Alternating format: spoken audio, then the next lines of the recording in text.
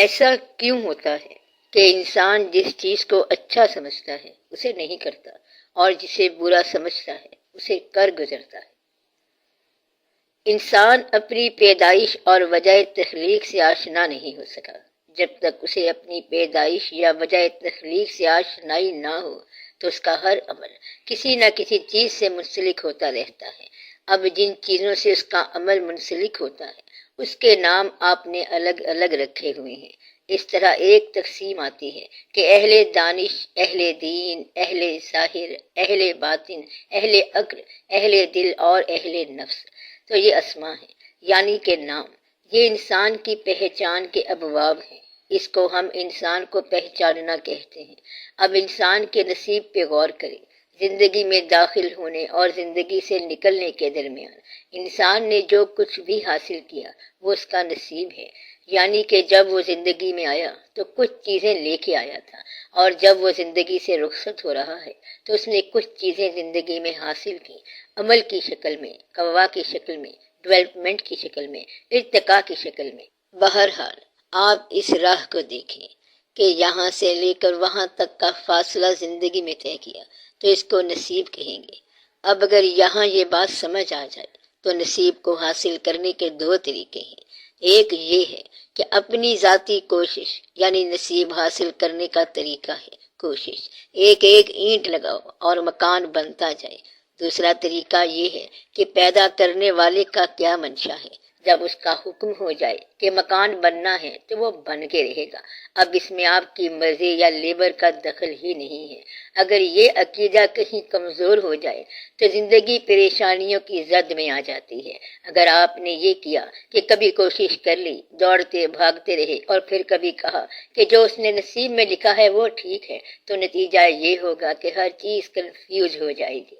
اب آپ یوں سمجھ لیں کہ آپ کوئی کام کر رہے ہیں تو آپ کہتے ہیں کہ یہ عقل کے مطابق کر رہے ہیں، حالانکہ آپ کو پتہ نہیں ہوتا کہ یہ کس کے مطابق کر رہے ہیں۔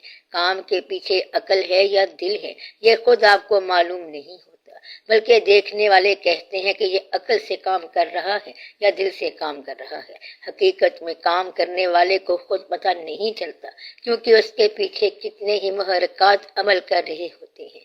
کام عقل سے ہو یا دل سے ہو، یہ دونوں صفات پیدائش سے عطا ہو جاتی ہیں۔ یعنی آپ نے عقل سے کوئی کام کر لیا تو عقل بھی تو ادھر سے ہے، اور دل سے کوئی کام کر لیا تو دل بھی ادھر سے ہے۔ اس لیے یہاں ایمان کا قائم ہونا بہت آسان ہے۔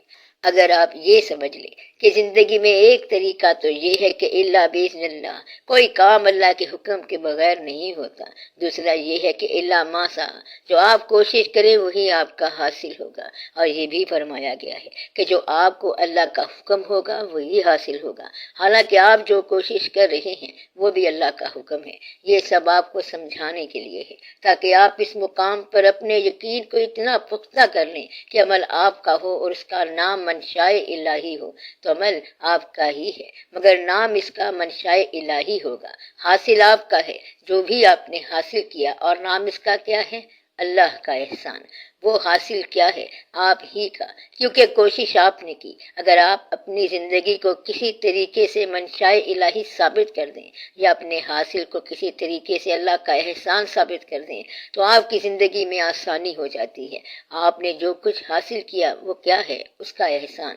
اب یہاں پر فقر کے درجات آتے ہیں۔ اچھائی کو تو سارے ہی احسان کہتے ہیں، مگر نقصان کو احسان کہنے والے وہ لوگ ہوتے ہیں جنہوں نے یہ کہا کہ قالوا انا للہ و انا الیہ راجعون، یعنی جب آپ یہ کہیں کہ ہر چیز ادھر سے ہی ہے، احسان ہے، تو پھر تکلیف کیا ہے؟ یہ بھی احسان ہے۔ پھر باپ سے بیٹے کی جدائی کیا ہے؟ احسان ہے۔ پیغمبر کا کنویں میں گرنا کیا ہے؟ یہ بھی احسان ہے۔ پیغمبر پر خدا نخواستہ کوئی الزام آ جائے تو یہ بھی احسان، یعنی کہ اپنی زندگی کو اس کا احسان ہر حال میں ماننے والا تکلیف تو اٹھاتا ہے مگر درجے میں قریب ہوتا جاتا جاتا ہے۔ دوسرا طریقہ یہ ہے کہ اپنی زندگی کو اپنی کوشش مانتے جاؤ تو کوششیں ختم ہوتی جائیں گی مگر آرزویں پوری نہیں ہوں گی۔ اس طرح آپ پریشان ہونا شروع ہو جائیں گے۔ یہ اس کی بنیاد ہے کہ آپ جو عمل کر رہے ہیں وہ کیوں کر رہے ہیں۔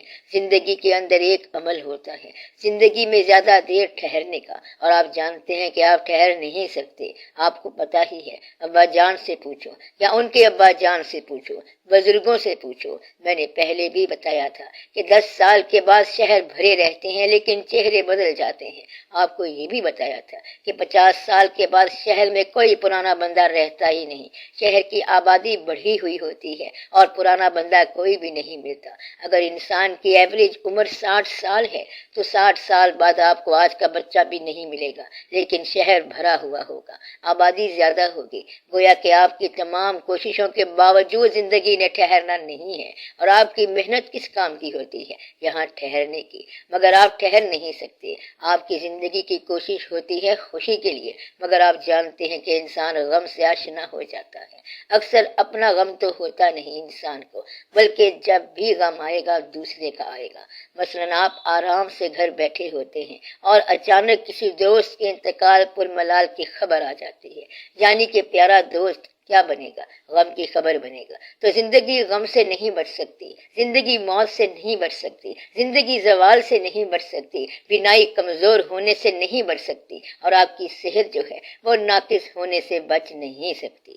ان باتوں کے بعد اب آپ یہ دیکھو کہ اب آپ کا سوال آتا ہے کہ ہم جو عمل کرتے ہیں اس میں ہمیں کیا مسئلہ ہو جاتا ہے کہ ہمیں وہ اور طریقے سے کرنا چاہیے تھا مگر اور کر بیٹھتے ہیں۔ اگر عقل سے کرنا چاہیے تھا تو کسی اور طریقے سے ہو جاتا ہے، اور یہ جو ہمارے کام آگے پیچھے ہو جاتے ہیں اس کے پیچھے کیا ہے؟ اس کے پیچھے کون لگا ہوا ہے؟ آپ کیونکہ زندگی سے آشنا نہیں ہے، دل اور دماغ آپ نے عمل کے نام رکھے ہوئے ہیں، وگرنہ تو دل اور دماغ الگ نہیں ہوتے کہ دماغ الگ سے کوئی کام کر رہا ہو اور دل الگ سے کوئی کام کر رہا ہو۔ ہر کام میں دونوں شامل ہوتے ہیں، بلکہ دل، دماغ، نگاہ، احساس اور قوا سارے کے سارے شامل ہوتے ہیں۔ پھر یہ بتایا گیا کہ آپ اپنی زندگی کو اللہ تعالیٰ کے ارشاد کے مطابق سمجھیں، اپنی کوشش سے نہ سمجھیں بلکہ اس کے احسان سے سمجھیں۔ اللہ تعالیٰ نے فرمایا ہے کہ ممکن ہے کہ تم پسند کرو وہ چیز جو نقصان دہ ہو تمہارے لیے، اور ممکن ہے تم ناپسند کرو کوئی چیز جو تمہارے لیے مفید ہو۔ گویا کہ انسان کے اندر مفید چیز ترک کرنے کا امکان ہے۔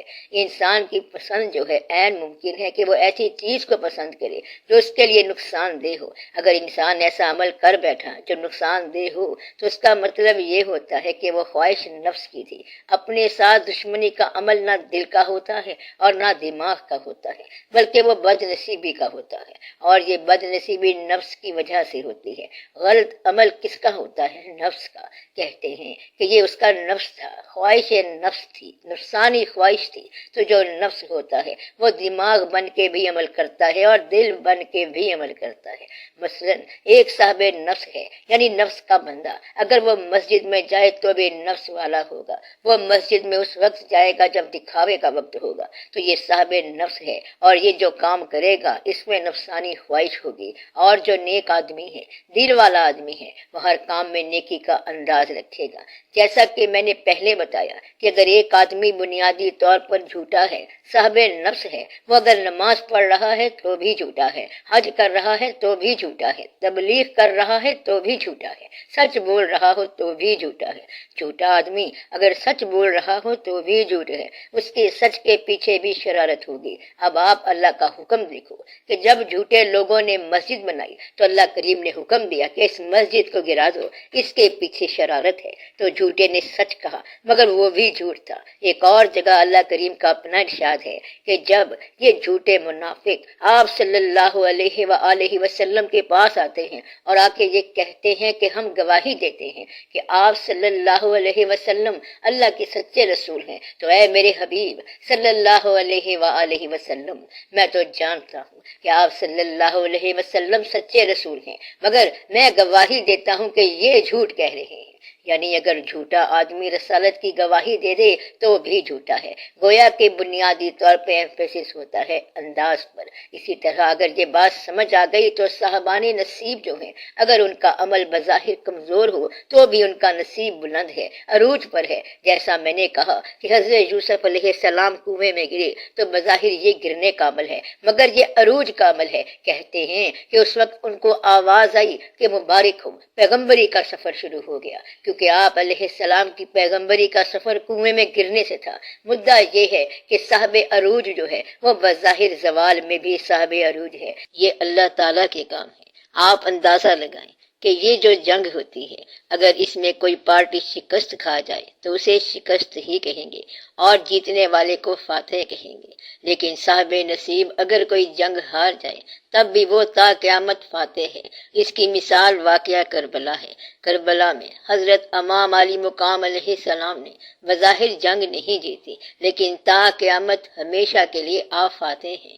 گویا کہ اصلی اور ازلی فاتحہ جو ہے وہ اگر شکست سے گزرے تو بھی فاتحہ ہے۔ تو عمل کی نیت آپ کا اپنا ہی نام ہے۔ عمل میں افادیت نہ دیکھو کہ فائدہ کیا ہے اور نقصان کیا ہے، بلکہ عمل میں نیت کو دیکھو۔ اگر یہ عمل اپنی خوشی کے لیے ہے تو یہ نیت ہے، اور یہ عمل اگر کسی کی رضا کے لیے ہے تو اس کی جزا وہی ہے جس کی رضا آپ چاہتے ہیں۔ مثلا آپ کوئی سا عمل کر رہے ہیں تو یہ دیکھیں کہ عمل سے کس کو خوش کرنا چاہتے ہیں۔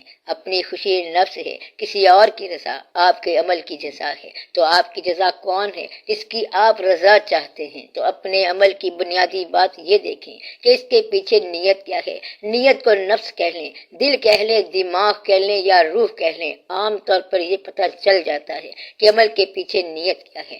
آپ اس سے خود ہی محرم ہوتے ہیں، دوسرا نہیں جانتا۔ لوگ آپ کے عمل کو نتیجے سے پہچانیں گے اور اللہ آپ کے عمل کو نیت سے پہچانے گا، یعنی کہ آپ کا عمل جو مستقبل میں نتیجہ دے گا۔ دنیا والوں کے لیے یہی عمل ہے، اور اللہ تعالیٰ عمل سے پہلے جو کچھ خیال میں ہے اس پہ انعام دے گا۔ یعنی ابھی عمل شروع نہیں کیا گیا لیکن اللہ نے جزا دے دی۔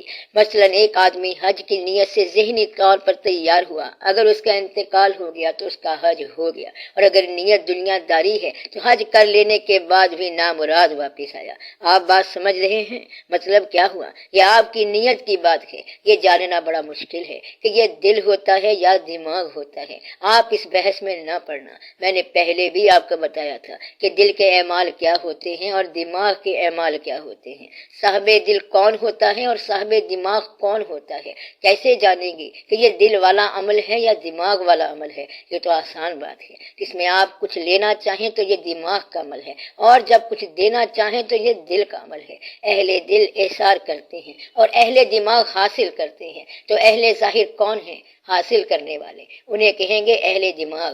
اہل دماغ سے اگر اللہ میاں یہ کہے کہ تجھے دوزخ میں بھیجیں یا جنت میں، تو اس نے کہنا ہے کہ جہاں پیسے زیادہ ملیں۔ یہ اہل دماغ ہوتا ہے۔ اہل دل کہتا ہے کہ جو تیری رضا ہے، تو اہل دل حاصل نہیں کرتا بلکہ وہ رضا چاہتا ہے، احسار کرتا ہے۔ وہ کہتا ہے کہ تیری مہربانی ہے کہ تو نے میری زندگی کی قربانی قبول کر لی، اور اہل دماغ کیا کہتا ہے؟ تو نے میری زندگی ضائع کر دی۔ اب دونوں احکام اللہ کی طرف سے ہیں۔ ایک تو یہ کہ جان بچانا فرض ہے، دوسرا یہ کہ اللہ کی راہ میں جان دینا فرض ہے۔ اب آپ خود سوچ لیں کہ آپ کے ذمہ کون سا کام فرض ہے۔ تو ایک مقام یہ ہے کہ اپنی جان کو ہلاکت میں نہ ڈالو، اور ایک جگہ یہ حکم ہے کہ آپ اللہ کی راہ میں جان نثار کریں۔ یہ آپ کی اپنی ذاتی واردات کے مطابق ہے۔ گویا کہ آپ کے سوال کا جواب یہ ہوا کہ آپ کے اعمال جو آپ نے کرنے تھے اور کہتے ہیں کہ نہیں کیے، تو وہ ہے نفس جو صحیح کام نہ کرنے دے۔ اور بعض اوقات ایک ایسا واقعہ ہوتا ہے کہ اگر انسان صحیح ہو،